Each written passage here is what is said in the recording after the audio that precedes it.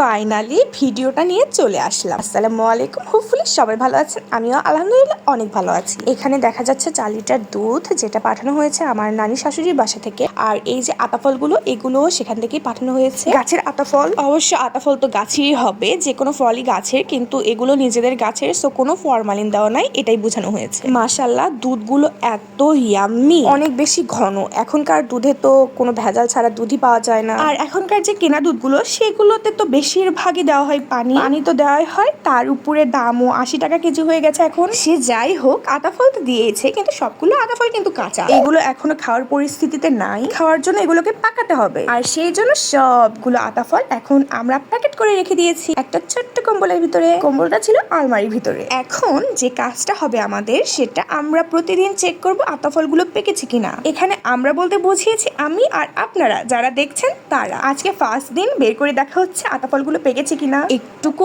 অংশ পাকেনি, সো আবার রেখে দেওয়া হচ্ছে, যেভাবে ছিল সেইভাবেই রেখে দেওয়া হচ্ছে।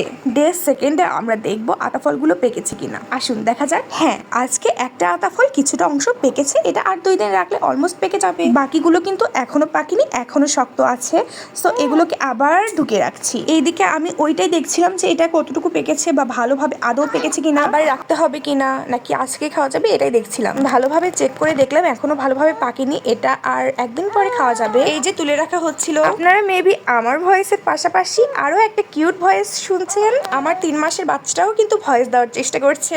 যাই হোক, এখন দেখানো হচ্ছে এটা তার পরের দিনের আতাফলের অবস্থা। এটা একদম পেকে শেষ, এখন এটা খাওয়ার অবস্থাতে চলে এসেছে। সো আমি আর বেশি দেরি না করে এটা এখন খেয়ে ফেলবো, আর তার জন্য অবশ্যই আমার একটা বাটি প্রয়োজন। আমি বাটিটা নিয়ে আসি। সরি টু সে, একটা বাটি ছিল, বাটির অবস্থাটা ভীষণ খারাপ। বাসা ভর্তি তো বাটি, কিন্তু আমার চোখের সামনে একটাই ছিল। এটা আমার আম্মুর ইউজ করা বাটি। ও মাই গড, আমার মেয়ে কান্না করে দিছে। সরি, তো যেটা বলছিলাম, এটা আমার আম্মুর ইউজ করা বাটি। আম্মুর শোকেস ভর্তি বাটি, গ্লাস, থালা, বাসন সবকিছু আছে, কিন্তু সেগুলোতে হাত দেওয়া যাবে না, সেগুলো শুধু সাজিয়েই রাখবে। আপনাদের সাথে গল্প করতে করতে দেখুন আমি আর আপনারা মিলে কতটুকু খেয়ে ফেলেছি। আমি কিন্তু একা খাইনি, আপনারাও খেয়েছেন। কেমন মজা ছিল কমেন্টে এখনই জানান।